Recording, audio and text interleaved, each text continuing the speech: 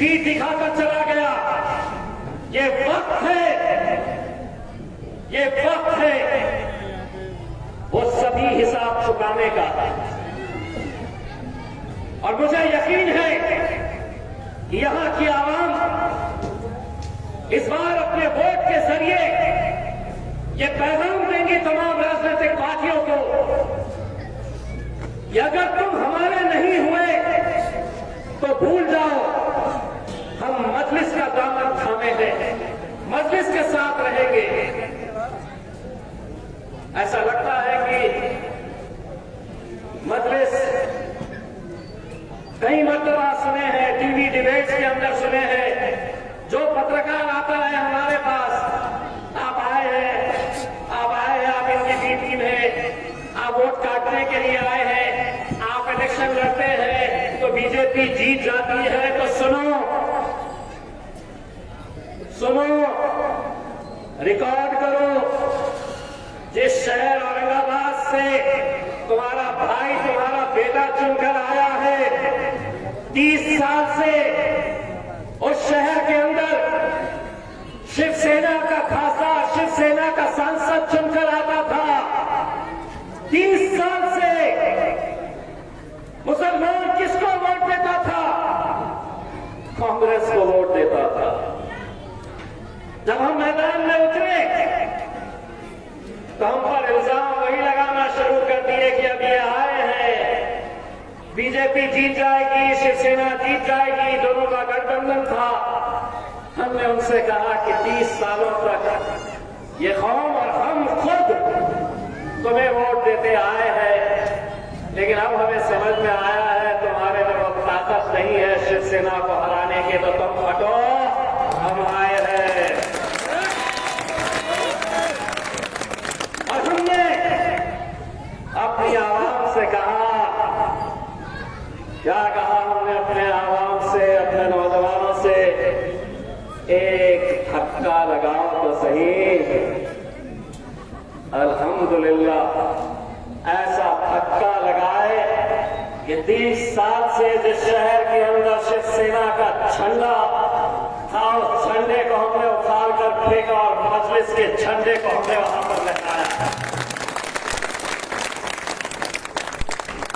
अगर हम सांसद का इलेक्शन, मेंबर ऑफ पार्लियामेंट का इलेक्शन अगर मुत्तहिद है,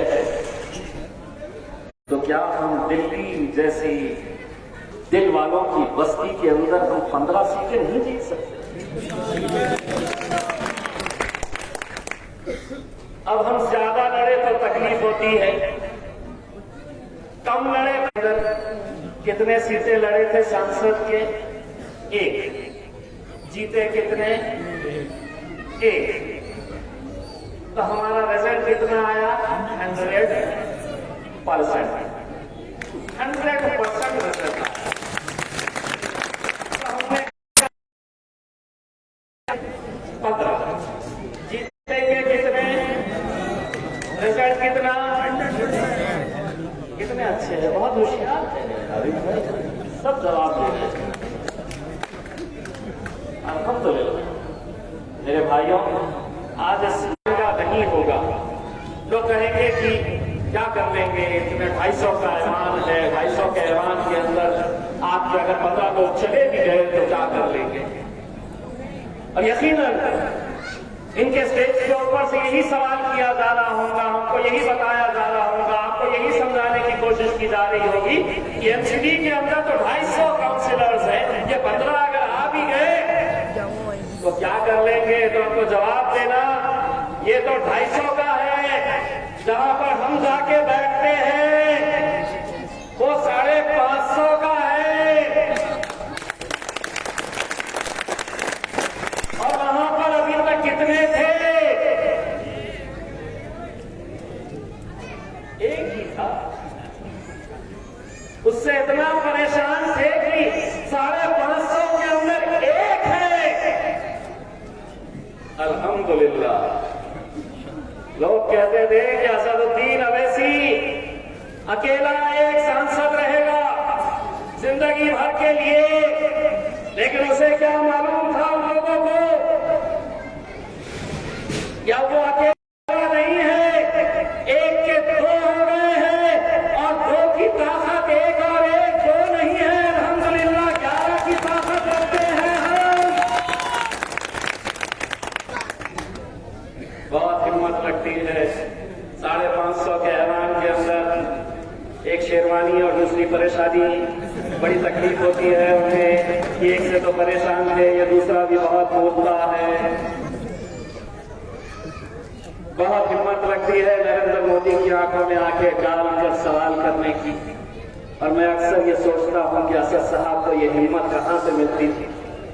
असद साहब उस ऐवान के अंदर अगर नरेंद्र मोदी अमित शाह की आंखों में आंखें डालकर अगर तुम्हारे सवाल उठाते हैं तो मेरे मन में ये सवाल रहता था कि आखिर ये हिम्मत कहां से आती है। जवाब ये मिलता है कि ये हिम्मत यहां से आती है मेरे भाइयों, यहां से।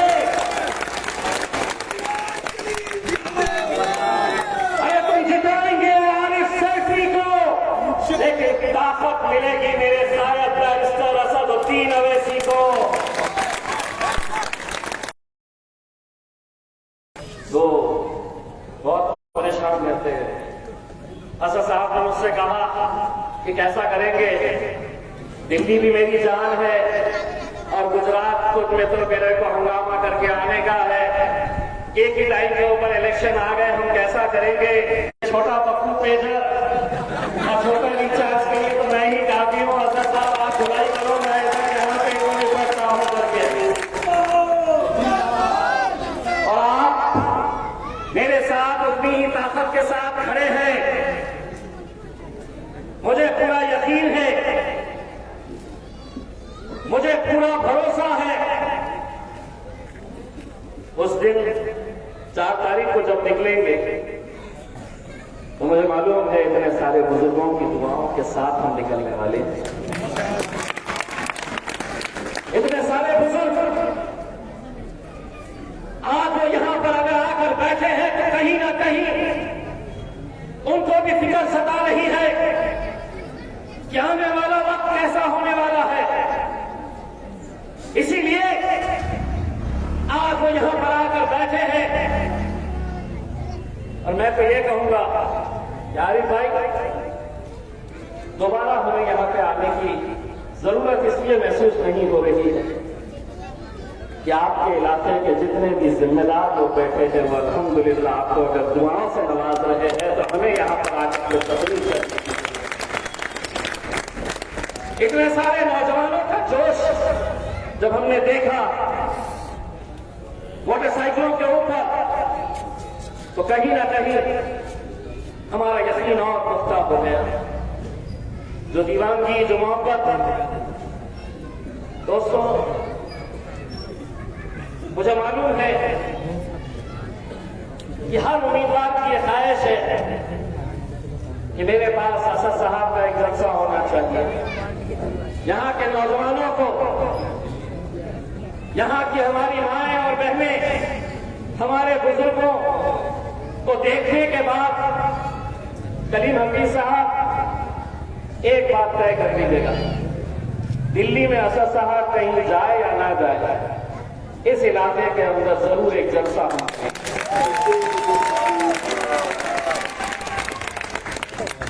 और एक बात यहाँ के जितने भी बुजुर्ग हैं उनको भी बुलाइए जो अलग अलग पार्टियों के अंदर गए हैं,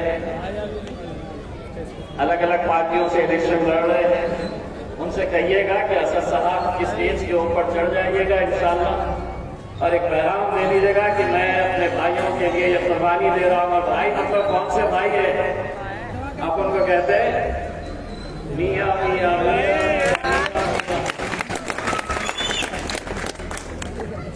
आप, मुझे पूरा यकीन है कि आज अल्हम्दुलिल्लाह आप लोग हमारे उम्मीदवार आरिफ सैफी साहब को भारी अक्सरियत से कामयाब करेंगे। आने वाले कुछ दिन जो है वो बहुत ही अहम है। आप सबकी ये जिम्मेदारी है। ये मत समझिए कि आरिफ सैफी इलेक्शन लड़ रहे थे। मैं कल भी ये बात दोहराया था और आज भी एक बात दोहरा रहा हूँ। इस इलाके के जितने भी नौजवान हैं 4 तारीख तक अपना नाम तब्दील कर लीजिएगा। अगर कोई पूछा कि तुम्हारा नाम क्या है तो कहना कि मेरा नाम आरिफ सैफी है और मैं इलेक्शन लड़ रहा हूं। ये जज्बे के साथ मैदान के अंदर उतरिएगा मेरे भाइयों, और अगर पूरी ताकत के साथ अगर आप लोग लड़ेंगे तो यकीन मानिए एक नई तारीख हम दिल्ली के अंदर दर्ज कराएंगे। और सिर्फ ये शुरुआत रहेगी। एक बार आप हमारे काउंसिलर्स को चुना कर लेकर आइए तो हम तो यही कहेंगे ये तो सिर्फ झांकी रहेगी, फिर विधानसभा का इलेक्शन आएगी पूरी पिक्चर आपको दिखाएंगे। और जो ये समझ रहे हैं कि हम अलग अलग पार्टियों में रहकर इस कौम को बरगलाएंगे, इनको भड़काएंगे, इनको बहकाएंगे, इनको खरीदने की कोशिश करेंगे, मुझे मालूम है बहुत पैसा बांटा जाने वाला है, बहुत पैसा तकसीम किया जाने वाला है। इलेक्शन में जैसे धंधे चलते हैं कि इलेक्शन से 2 दिन 3 दिन पहले पैसा लेकर आएंगे, पैसे के जरिए तुम्हें खरीदने की कोशिश करेंगे। जितना पैसा लाया जाएगा उनको एक पैगाम देना कि अभी इस मुल्क के अंदर पैसे से कुत्ते और बिल्ली खरीदे जा सकते हैं, शेर के बच्चे बाजारों में बिकते नहीं हैं। और अल्हम्दुलिल्लाह यहाँ पे आप एक तारीख दर्ज कराएंगे, मेरा पूरा यकीन है। पूरी जिम्मेदारी के साथ आप लोग इलेक्शन लड़ेंगे। हमारी बहुत सारी माएँ और बहनें यहाँ पर बैठी है। 4 तारीख के दिन जिस दिन इलेक्शन का रिजल्ट रहेगा और आपका शौहर, आपका बेटा, आपका भाई अगर नींद में से उठेगा और कहेगा कि चाय बना दो अपनी, तो बोलना पहले जा पतंग उड़ा के आ, तभी तुझे चाय मिलेगी। अगर किसी को आदत होगी सुबह सुबह उठने की और कहेंगे अपनी बेगम से कि चाय लेकर आओ, तो उस दिन बेगम आपको जवाब देने वाली है जा पहले पतंग उड़ा के आ, तो फिर चाय मिलने वाली है। बस यही आपसे उम्मीद करते हैं। इंशाल्लाह आप लोग मजलिस को कामयाब करेंगे और यहाँ पे जो जोश हमें देखने को मिला है वो जोश 4 तारीख तक ऐसे ही बरकरार रखेंगे।